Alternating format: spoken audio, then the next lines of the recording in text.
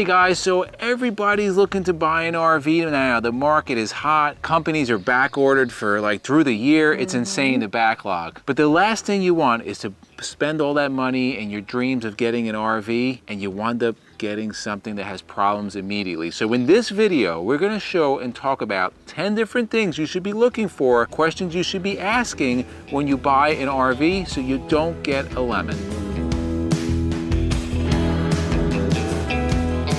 All right, so you're gonna wanna watch this whole video to the very end because some of these things are gonna apply to new RVs. A lot of them are gonna apply to used RVs, but it's just important questions that you need to ask. Yes, by the way, we are having sunglasses on. The sun is super bright out right now. And we can't see. So number one, really important, have you used this RV? So if you're going to buy a used RV from somebody. Or any RV, really. I want to know, is this person the owner of that? All right, are they just selling it for a friend so they know absolutely nothing about any part or any aspect of this RV, or is it theirs? Because obviously I would want to be buying something from an owner. When we sell Nellie, if we sell Nellie, people are going to appreciate the fact that we know every single thing that's gone on with her. Right, so like MJ said, when you're buying a used RV from a dealership, they don't have I shouldn't say that. If it's a small dealership, they may. If it's one of these bigger dealerships, odds are they're not going to know the history on this. They don't really care. They're going to clean it up. Right, they're going to clean it up. They're going to move it out. If you're buying from an owner and an owner that cares, like us, like MJ said, they're going to be able to tell you everything. How it has to be serviced, when it was serviced, any things that may need to be changed. That is really important. Talking about have you used the RV? Another question you're going to want to ask is, when was the last time this RV was used? If an RV's been sitting for a couple of years, that is a big red flag. Why was it sitting for a couple of years? Was it because it's in need of major repair? Was it because people didn't have time? Either way, RV sitting for a long time is never good. Generator sitting, never good. On a Class A or something motorized. Same thing with trailers. There's actually a neighbor we have that lives a couple blocks away. Trailer's been sitting in the driveway since we moved here. And God knows what's going on inside that thing. But I'd love to take a look just to see. I'm actually kind of scared. But yeah, that's an important question. When have you used this RV, or have you used this RV? So number two, maintenance records are huge. Now that's something we really have kept really good track of, and we are always up to date on our maintenance and of course the cleaning. But I want to know when the oil was last changed, when was the oil on the generator last time. All these little things are really, really important. Right, filters, tires. Every time we have our RV serviced by a service center, when we had the windshield replaced, I have receipts for everything. I even have receipts every time I buy Simple Chuck resin, because it's like 400 gallons, so that shows you how much I washed this. That's almost like evidence of how much I washed this thing, and you can obviously see it in the paint. But also on top of records, what's really important is manuals. Like an RV, especially motorhome, but RVs in general, if you have all the original manuals, it's actually going to be more valuable, because I know in our motorhome, part of those original paperwork and manuals is all the schematics.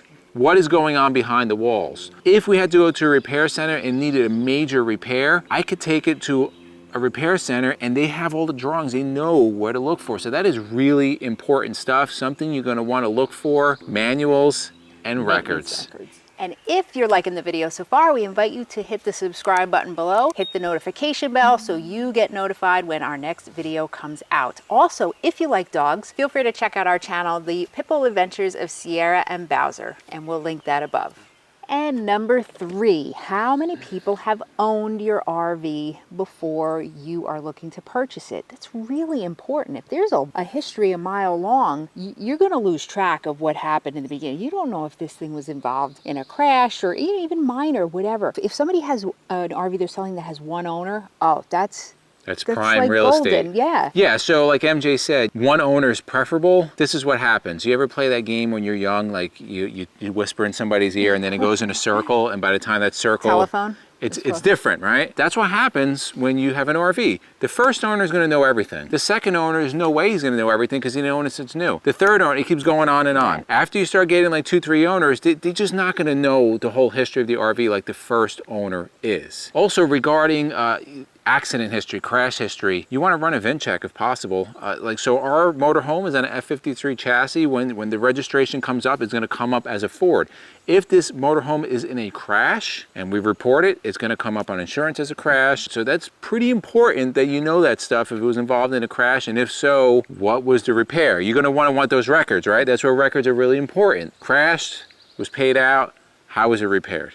All right, so number 4 is going to be regarding tires. First of all, what's the condition of the tires? And secondly, how old are the tires? And the reason why MJ says this is that traditionally on RVs, the tires will age out before they wear out. And what do we mean by that? Most of the time, if you get an RV, motorhome, trailer, it doesn't matter. You're not gonna ever go over on the wear and tear on the tires. If you do, that's a red flag. That probably means it was a rental, because most of the time people are not driving these for long mileages. Like, I think our first year we did 7,000 miles. Since then, we're doing like 3. Yeah, right? now full-timers are going to be obviously more. Even if you're full-timing, if you're doing 10,000 a year, 5 years, 50,000 miles, right? That is not the norm, but they will age out. Tires are, number one, a safety issue. They're certainly very important as far as preventing a possible crash. They're also very expensive, right? So when we get to change Nellie's tires, which is coming around probably another year and a half or so, we're going to be about $3,000 in the hole. As they get bigger, they get more expensive. Yeah, so it could certainly...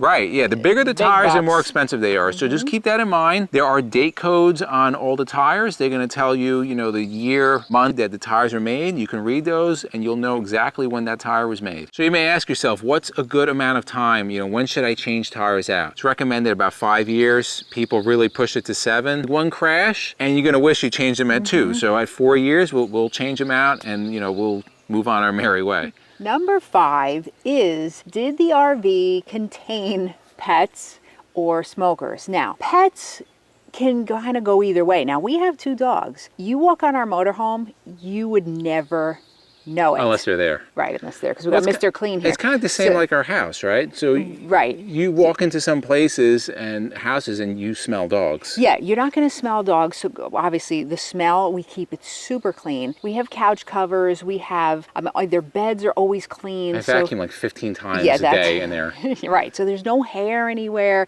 It's really crazy. Smoke, on the other hand, that's a harder one to get rid of because that really soaks in to the fabrics and everything. That you're not getting rid of. No. If we walk in, and we've done it, like we've gone to use motorhomes, you walk in, you're like, yeah, they smoke, done, just walk right out. Yeah. But that's just something to keep in mind. Those are questions you want to ask. Number 6 is you're going to kind of check up, down, all around. So you want to check the roof. You want to check underneath. You're looking for rust. You're looking for tears. You're looking for any sort of damage. Yeah, rust is huge. Some people, they're full-timers. They're probably going to use their motorhome in the winter. If they come up northeast, it's going to be salt on the road, and that stuff eats up the frame. Like there's no way around that. Who would do that? You're not some people do. I don't know. They might go skiing in Vermont. I don't know. We don't use our motorhome in the winter. It's under the cover. It's never been exposed to the elements like that. But that's certainly something you want to look at. Like MJ said, the roof, you're going to want to look for, you know, any damage, bubbling, cracks, all kind of things, cracks, and then you're going to look at that stuff in the interior too, which we're going to talk about. Number 7 is, this is really big, and we always see this immediate, like there it is, there it is. You want to check for water damage, inside, outside, delamination, right? You can immediately tell where water has seeped in. Yeah, if you see sidewalls and there's big bubbles and ripples, that's not good.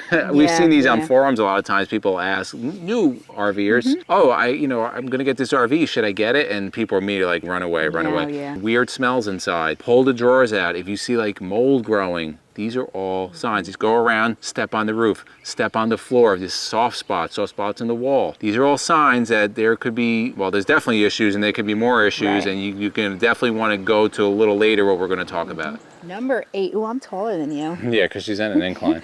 Number 8 is going to be check everything. You walk onto that RV, you're going to check the lights, turn them on and off, check the appliances. You want to, for you tall people, you want to go into the different rooms, go in the shower, stand there, make sure the height is good for you. Make sure the water works, the heat works, the air conditioning works, the GPS, whatever that comes with, make sure that everything works. Because if it doesn't, then that's a room for negotiation, especially if it's not stated in the description, then certainly something that is going to be addressed or you're going to get credited for. Number 9 is if you are looking to purchase a motorized RV, you're definitely going to want to take it on a test drive. You don't want to just go on faith that this thing works and drives okay. You need to be in that driver's seat and making sure everything is going smoothly. And not only that this stuff works, that you actually like driving it. Now, we've driven quite a few motorhomes now, and you know, certain things you don't feel the steering. Is the steering tight? Is the braking good? You know, is it something that you can handle? You hear weird sounds, you hear an exhaust leak, something like that. If somebody doesn't let you test drive, or at least go out with you to test drive it, walk away. That's a flag. Especially red dealership, flag. walk away. Yeah. There's no reason, there shouldn't be like, oh no, you're not test driving to it. Nope, walk away. Yep, okay? It's not worth it. So number 9, test drive a motorized. Number 10 is really, really important. I'm going to give you a second to think about it. Call it out. It is an RV inspection. You have to have an RV inspection. New, used, whatever. And it, just like we said in the last one, if a person, a dealer, whatever gives you a problem about getting an inspection, bye-bye. And some of them do. There's been on the forums. That people have told us that the dealer is like, no, we're not doing that. Well, then just walk away. Maybe they're doing that now because they can sell whatever they want. But here's the thing. You're buying a home on wheels. I don't know of anybody that would just buy a home without inspection, although they're doing that now too. They're waiving inspection. But these things are a lot of money, even $50,000, $30,000. That's a lot of money. Get it inspected. When we talk about being inspected, we're not talking about your buddy that's had a RV for 30 years and is a self-proclaimed expert because he had a RV for 30 years. Get somebody that's certified. MJ's going to talk about the organization. Yeah, so you can go on to nrvia.org and you can research and locate inspectors in your area, depending on the area. Like we have a number of them around us in Jersey, and we actually met with one and we did a video on that, and we're actually going to link that up above. But again, like Izzy said, it's not just you go, oh, I know about RVs, I've had a bunch. No. Because it's literally a 6, 7, sometimes longer hour process of going through, you know, crossing every T and dotting their I's. I mean, they're really specific. It's like a 3-week program now. You know, they're certified. They have to go through the actual practicals, so they have to know what they're doing. We're not getting anything from them. We're just saying, like, when we go to buy, we're going to hire an inspector, or maybe I'll become an inspector. I don't know. But maybe we both will. Yeah, but either way, you know, just even if it's $800, what's $800 on a $30,000 purchase? It may be saving you a lot of time and a lot of headache. So in the comments below, let us know, have you bought many RVs? Are you that self-proclaimed expert that's been RVing for 30 years and you've gone through multiple RVs? If so, what have you done in preparation of getting another RV so that you limit your exposure to getting something that's a lemon? Put it in the comments below. And for myself and MJ, we thank you guys for watching, and we'll see you on the road.